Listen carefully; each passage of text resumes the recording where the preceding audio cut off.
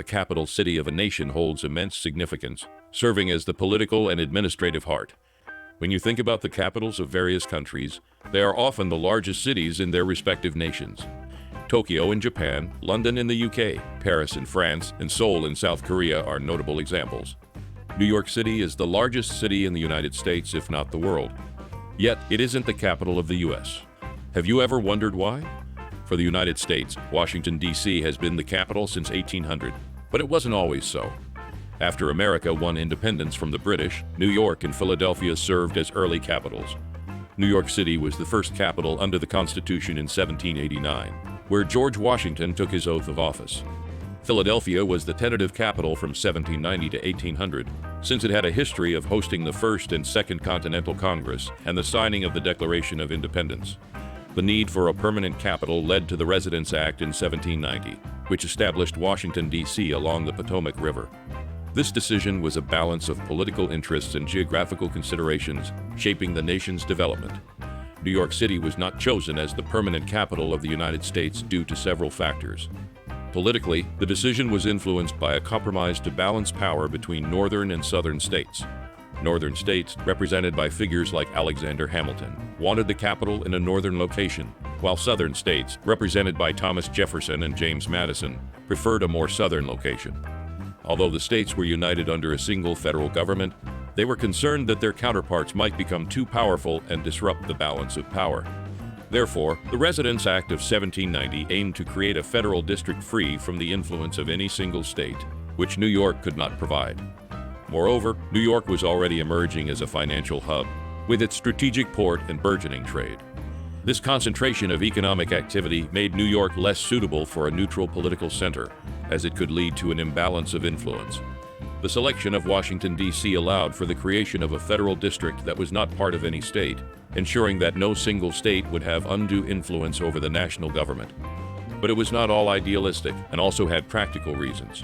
The northern states were more industrialized but had accumulated significant war debts from the Revolutionary War effort. The financial burden was significant, with the total outstanding state and federal debt amounting to at least $70 million by 1790, which is nearly $2 billion today. Therefore, the North wanted federal assumption of state debts, where the new federal government would take over and pay off the debts that individual states had incurred during the war. In contrast, the southern states were more agrarian and had largely paid off their debts, so they opposed this plan as it would disproportionately benefit the North at their expense. In the end, they came up with a compromise.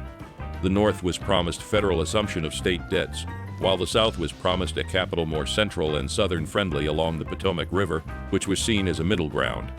Geographically speaking, New York's coastal location made it vulnerable to foreign attacks, a significant concern in the post-Revolutionary War period.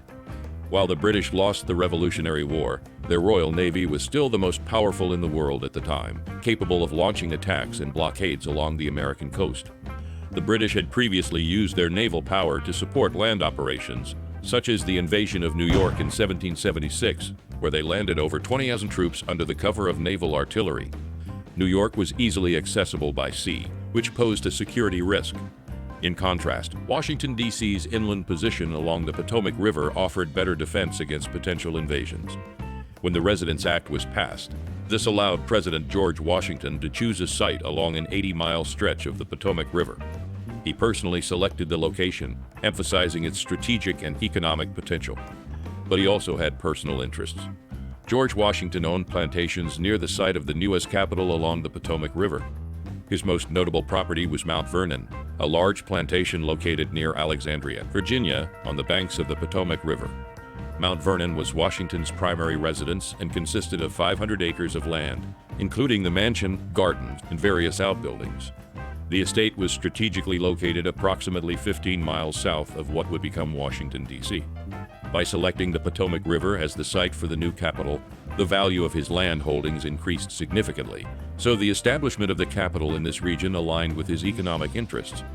Early on, the new capital faced significant challenges, including unfinished buildings and limited infrastructure.